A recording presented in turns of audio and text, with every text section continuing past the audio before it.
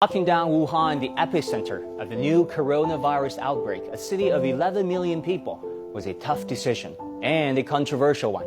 There were criticism and concerns about human rights violations. The Chinese government can lock millions of people into cities with almost no advance notice should not be considered anything other than terrifying, says this Guardian article.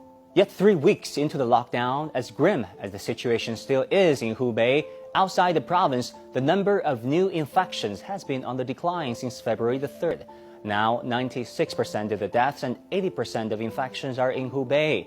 Less than 1% of the infections and only 2 deaths are outside the Chinese mainland. Don't get me wrong, the worst is not over. But data shows that the coronavirus is not a global pandemic yet.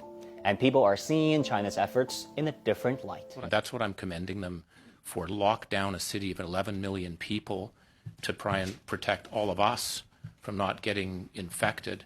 Need to be grateful at the speed with which scientists in China posted the genetic sequence and the extreme measures that are being placed in Hubei province have probably delayed the spread of this virus to other areas.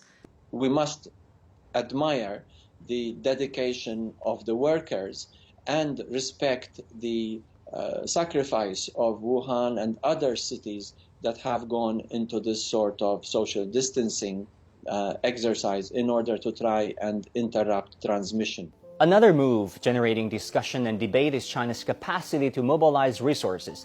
Tens of thousands of medical staff were pulled from every Chinese region to help Hubei. Dozens of military aircraft and thousands of military personnel, including doctors, were sent in. And it took 10 days to build a new hospital. 10 days to build a hospital. There is no other country that can do anything that fast. Like in America, it takes longer than that to get cable installed. At the end of the day, it is about the people. Emotionally, it has been a tough few weeks for 1 billion Chinese, most of whom had to self-isolate at home to avoid the virus. But as many of them showed, there's more than one way to stay sane and fit.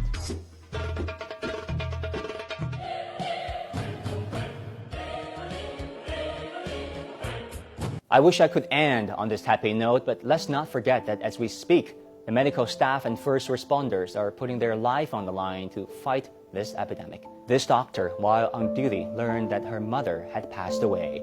She bowed to the direction of her mother's home and then went back to the ICU to treat her patients. They are the unsung heroes who deserve the most credit.